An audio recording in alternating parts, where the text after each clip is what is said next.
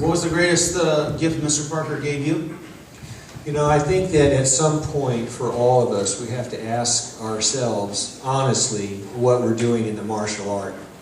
I started when I was 16 years old. I'm 67 today. And if the only reason I came to martial arts was to learn how to fight, I've wasted a lot of time. A lot of time. Mr. Pick has pointed out several times, if you really want to learn how to fight, and all you have to do is just walk up to the toughest guy in your neighborhood and spit in his face. And you'll learn how to fight. It doesn't take you 50 years. And so you stay around for other reasons other than just learning how to fight. At least I came to recognize that in myself. I could have spent 50 years on the tennis court or golf course. I would have had one hell of a game, and it probably would have helped me advance me in life a whole lot more, but it didn't. I stayed around in the martial arts for reasons other than learning how to fight. I know a lot of guys, a lot of seniors never had a street fight. Chuck Norris never had a street fight.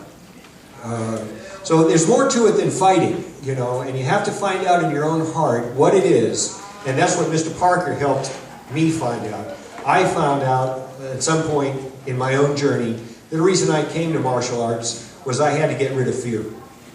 When I walked in the door, I brought a lot of fear with me, and he helped me get rid of that fear, and had he not done that, I don't know what I'd be today.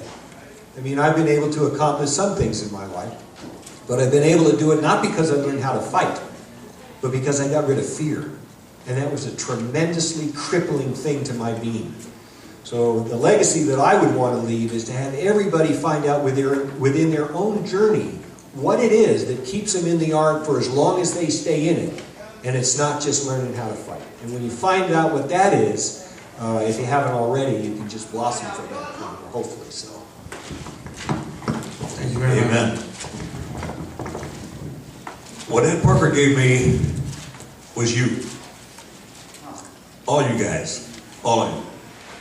And I've had you for the last 54 years.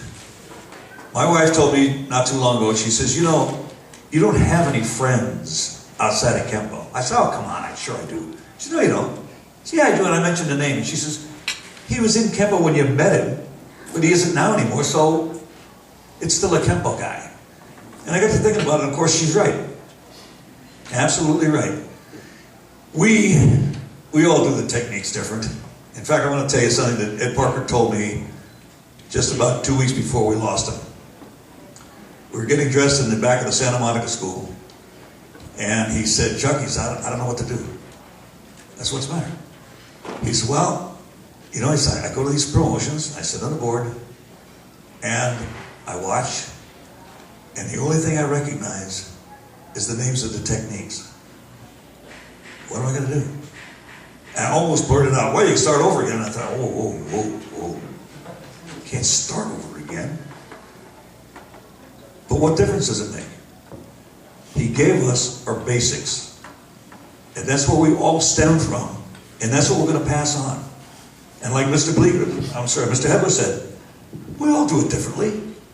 Is that a crime? No. Ed also told me one time, he says, you ever have a suit tailor-made? I said, well, Ed, no, I really haven't. I never had that kind of money. He says, well, he says, Kenpo is your tailor-made suit. He says, tailored to you. You're not going to do it the way I do. I never tried to do Ed Parker's Kenpo the way Ed Parker did it. I tried to do it the best I could for myself. And I think that's what he's passed on to all of us. It's an individual thing that stems from what he taught us in the beginning.